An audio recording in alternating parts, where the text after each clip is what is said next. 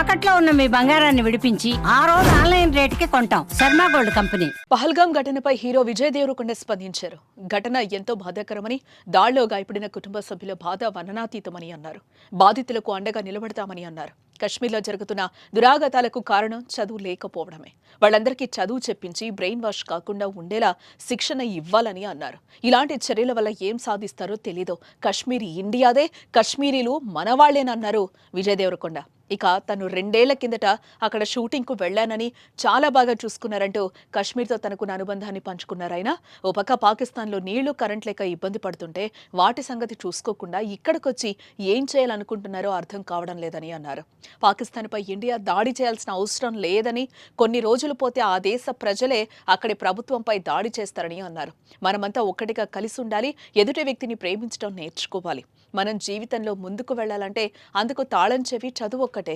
మనం మన తల్లిదండ్రులు సంతోషంగా ఉన్నప్పుడే దేశం కూడా ముందుకు వెళ్తుందంటూ విజయ్ దేవరకొండ అన్నారు.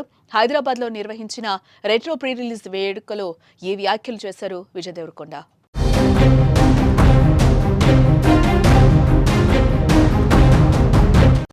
ఒక్క 2 నిమిషాలు మొన్న కశ్మీర్లో జరిగిన సంఘటన గురించి I just want to tell all the families that lost somebody they loved, somebody that was a parent, somebody that was a son, somebody that was a husband. I want to tell them all that we are all thinking about you.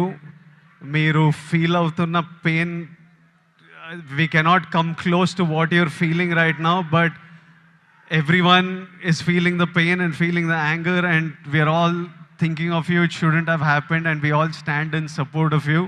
ఇప్పుడు కశ్మీర్లో ఇట్లాంటివి అవుతున్నాయి కదా, దానికి కూడా solution ఆ కొడుకులకి ప్రాపర్గా ఎడ్యుకేషన్ ఇప్పించి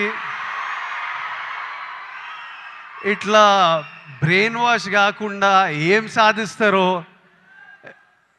నేను చెప్తున్నా. కశ్మీర్ ఇండియాదే, కశ్మీరీస్ మనోలే. నేను 2 years బ్యాక్ ఖుషి అప్పుడు కశ్మీర్లో షూట్ చేసిన. నాకు ఎంత మంచి మెమరీస్ ఉన్నాయో వాళ్ళతోని. వీళ్ళు పాకిస్తాన్ వాళ్ళు వాళ్ళ మనుషులను చూసుకోలేక అక్కడ కరెంట్లు లేవు, నీళ్ళు లేవు, వచ్చి ఇక్కడ ఏం చేయాలని చూస్తున్నారో. ఇండియా పాకిస్తాన్ మీద అటాక్ చేయాల్సిన పనే లేదు. పాకిస్తాన్ వాళ్ళకే విరక్తి వచ్చి వాళ్ళ గవర్నమెంట్ మీద అటాక్ చేస్తారు. ఇట్లనే కంటిన్యూ అయితే అసలు 500 years బ్యాక్ ట్రైబల్స్ కొట్టుకున్నట్టు వీళ్ళు బుద్ధి లేకుండా, మినిమం కామన్ సెన్స్ లేకుండా చేసే పనులు.